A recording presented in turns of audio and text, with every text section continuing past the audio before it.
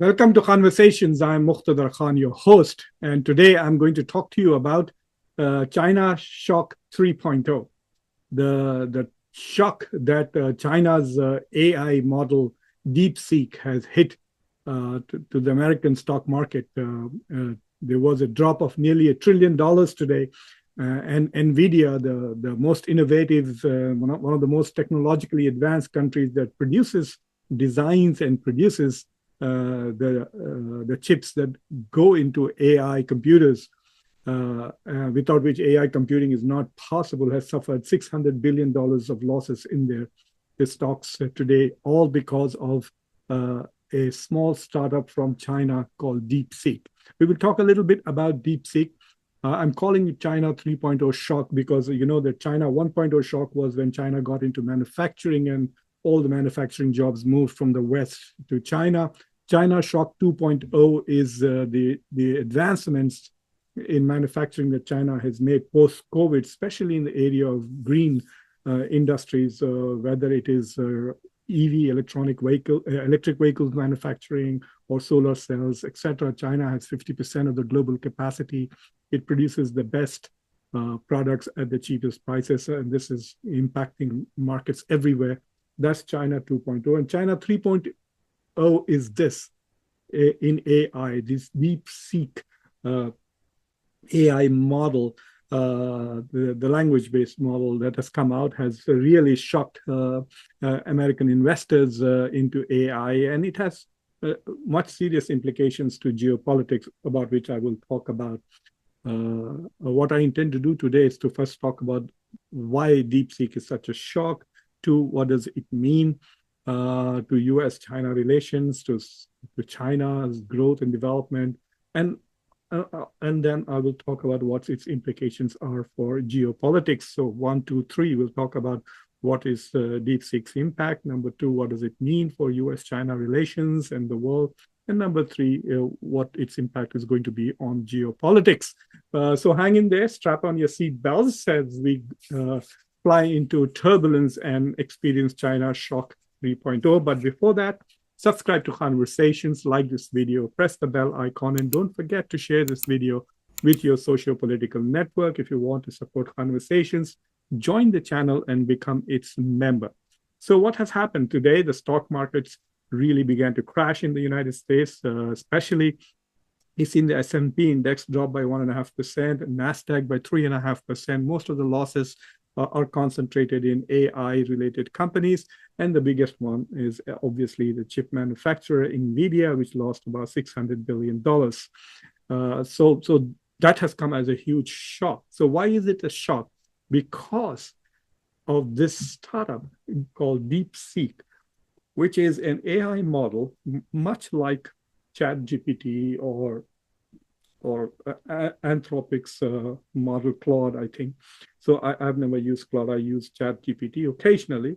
So when compared to these models, DeepSeek apparently is performing just as well as most of them are.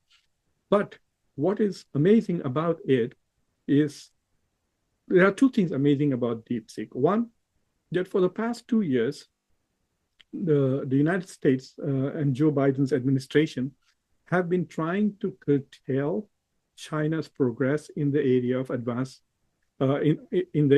advanced technology, especially artificial intelligence. And the way they have sought to do that is by depriving China of the latest chip technology, especially forbidding and banning the export of advanced chips to China.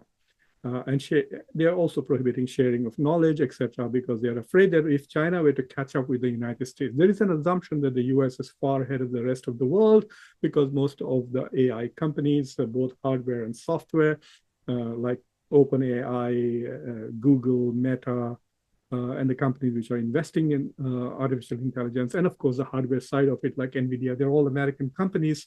And therefore, America has a strategic advantage over China, and it wishes to maintain that strategic advantage going forward. So the fact that China is still able to produce an AI model which performs as well as Chat GPT is the shock, number one. The second shock is that it is able to do that while being deprived of the latest hardware that is available from NVIDIA.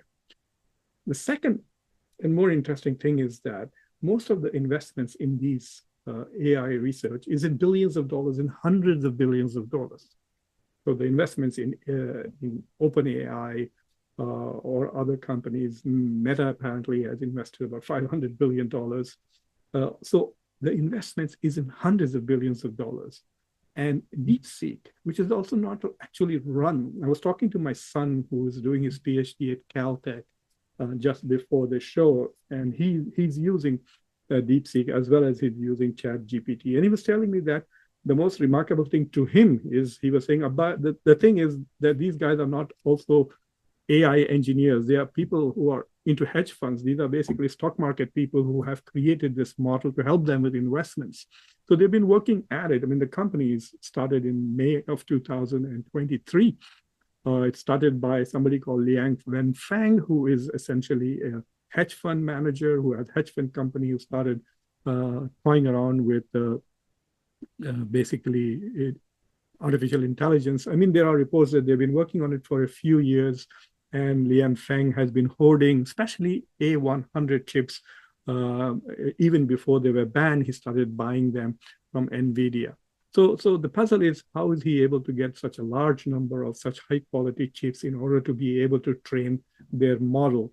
And how will they be able to do so quickly? But what is the most amazing thing about what DeepSeek did is they did it for less than $6 million.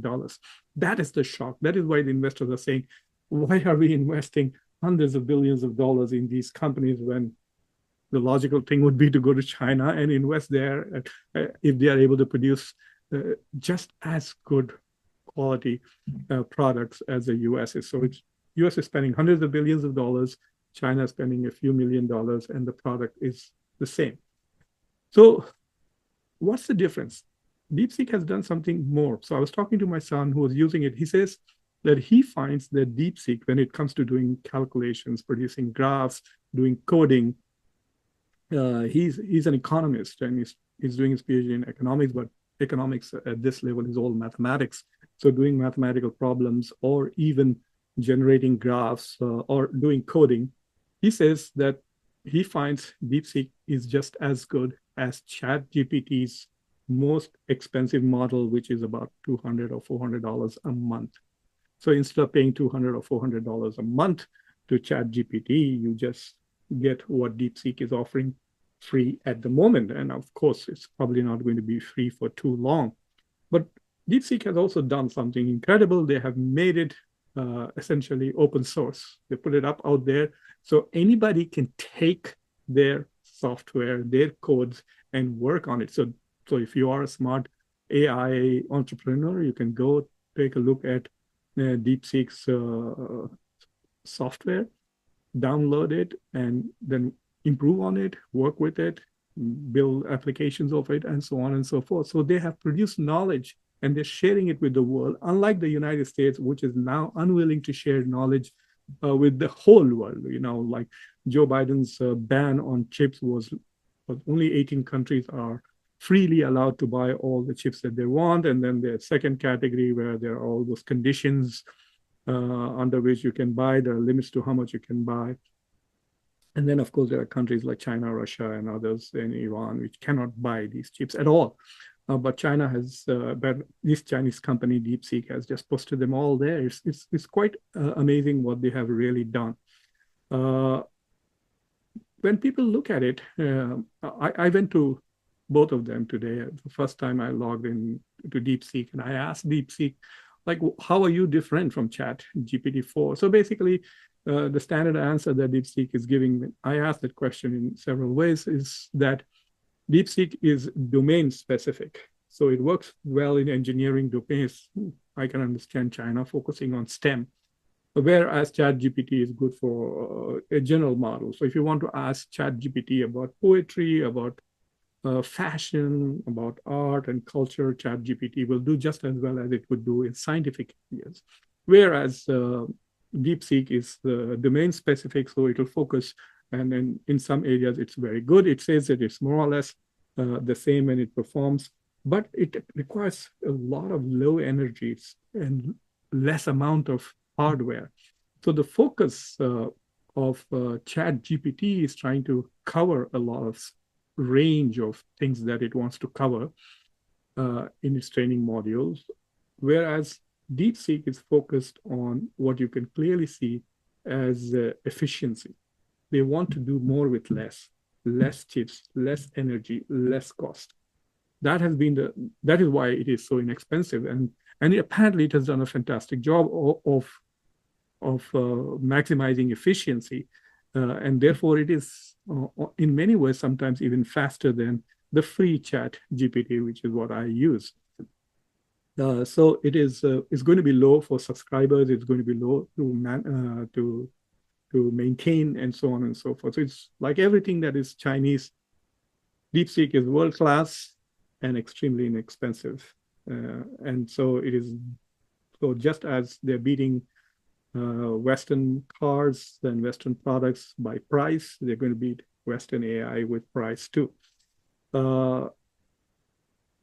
The fact that they have made their code open source also says that in a way they have hurt OpenAI and ChatGPT in a very big way, because nobody's going to pay attention to ChatGPT if you can get a product for free, you can see the codes, etc. Now, there are lots of conspiratorial analysis of what's going on with DeepSeek.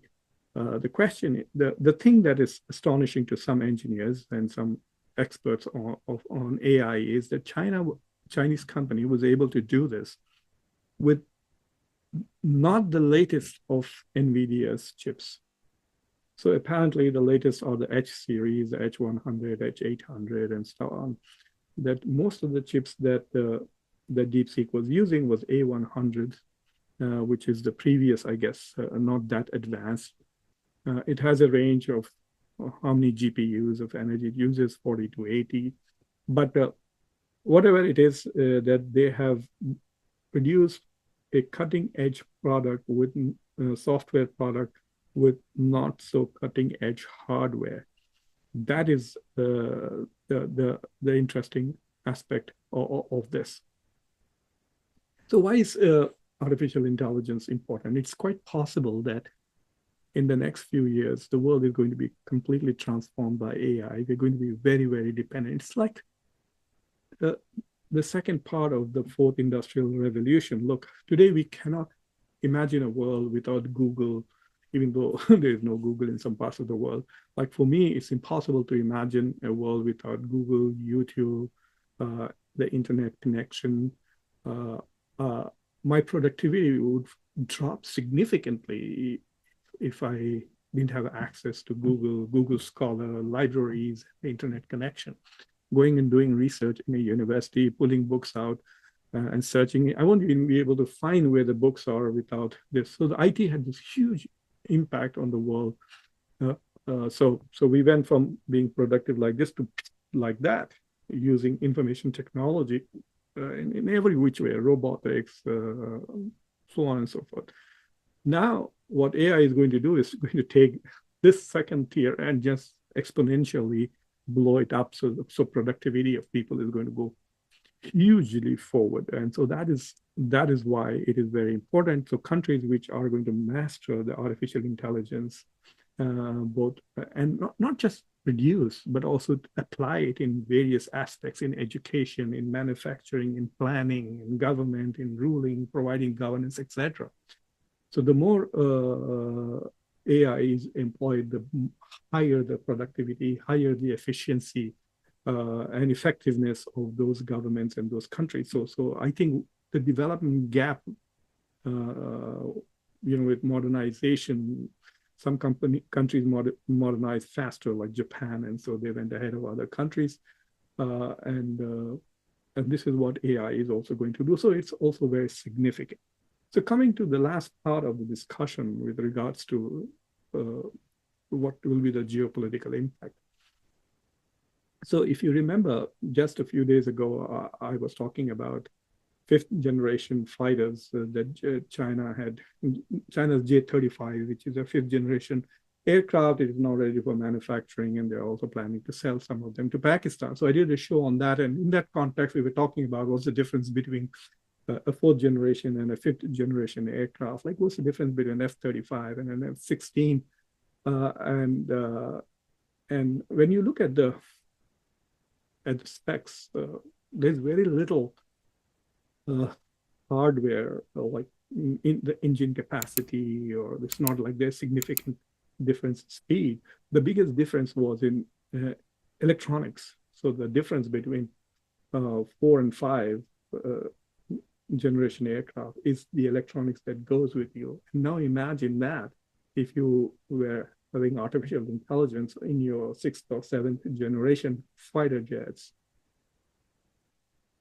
I mean, it'll be responding much faster than human capacity. Rendering pilots probably redundant. We might have an air force which is like basically drones, but flown by artificial intelligence.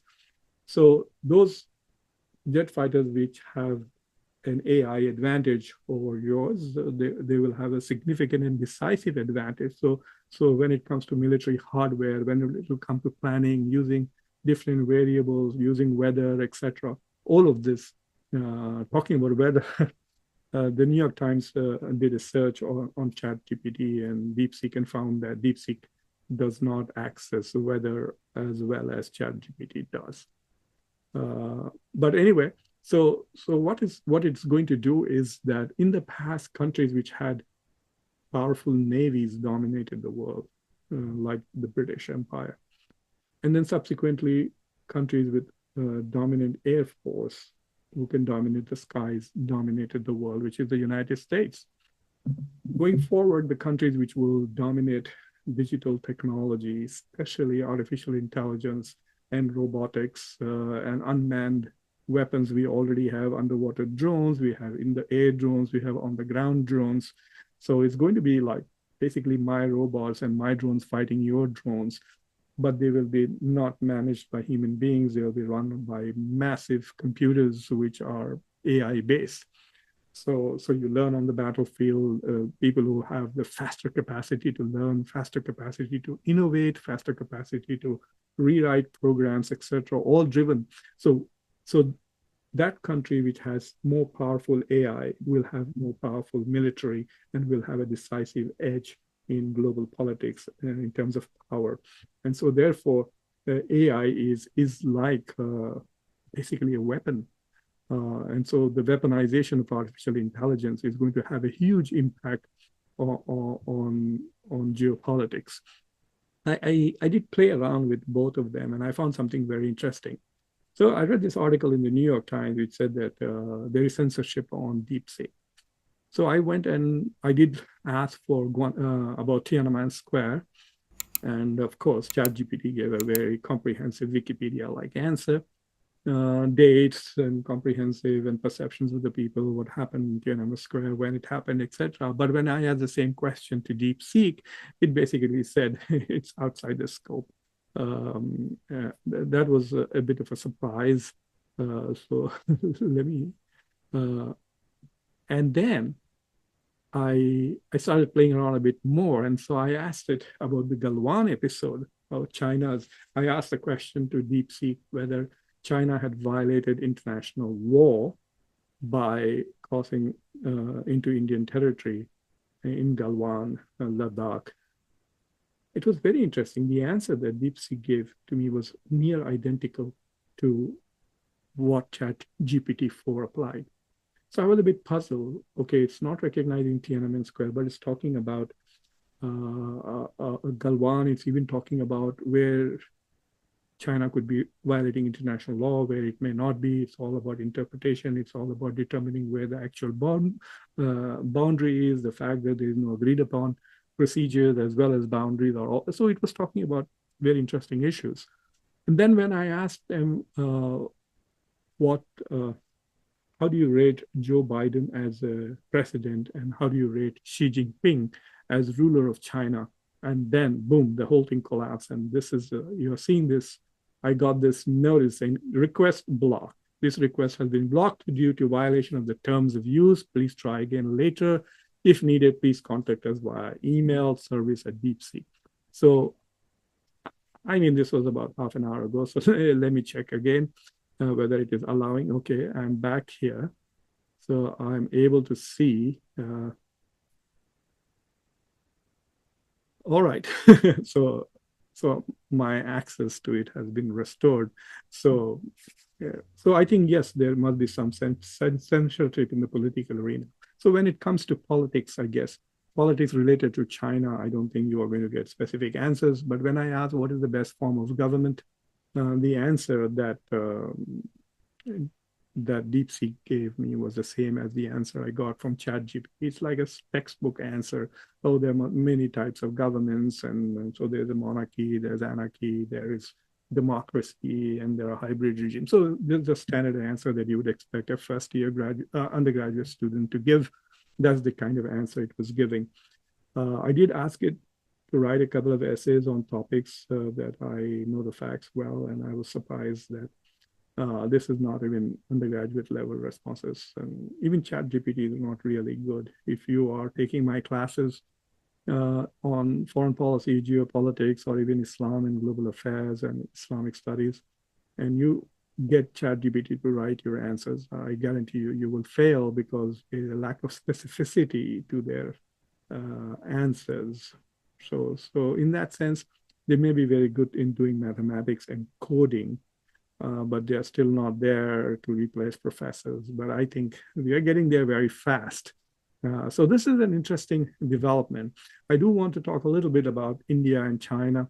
India does talk a lot about its IT capabilities, and everybody seems to think that because there are a lot of Indians who are CEOs of IT companies in the West, India is very advanced in IT. But until now, India hasn't had the kind of impact on the IT world the way China has had. For example, the West, it's the US that has produced most of the stuff that is exciting to people in terms of using the internet, whether it is Gmail or Google or Yahoo or then Facebook and Twitter and Instagram and all of these things have all come from the United States.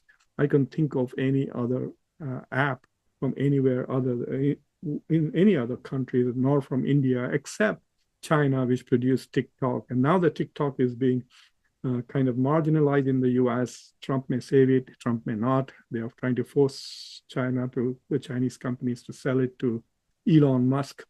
China has come up with another called Red Note, which is a substitute to TikTok, another app, a social media app, which is having a global impact. They also had Alibaba, which was also global consequences. And now you see China again, when it comes to the most advanced hardware technology, they're doing phenomenally well, whether it comes to solar cells or electric vehicles or solar batteries. And now in artificial intelligence, China is competing with the United States and staying up there. So it is a sobering aspect. And I think that it is here in technological advancement where we will actually see the transformation of the global order, not so much in just the economic side of it, but the technological side of it. So countries that are rich because they have a lot of oil or a lot of natural resources will not be able to exert as much power as countries which have a technological advantage over the rest of them. So I hope you found this conversation interesting and useful. I want to thank my son for, now we learn from our children, who gave me a neat little pep talk on the differences between DeepSeek and ChatGPT. I did try to reach out to many engineers, but I'm on a WhatsApp group of many engineers, mostly from India, but I got nothing from there. So anyway, this is going to be interesting watching what happens to the future of artificial intelligence. So we have a new arms race in the arena of AI. Anyway, so take care, subscribe to Khanversations, like this video, press the bell icon, and don't forget to share this video with your socio-political network. Until next time, I'm your host, Muqtedar Khan. Take care.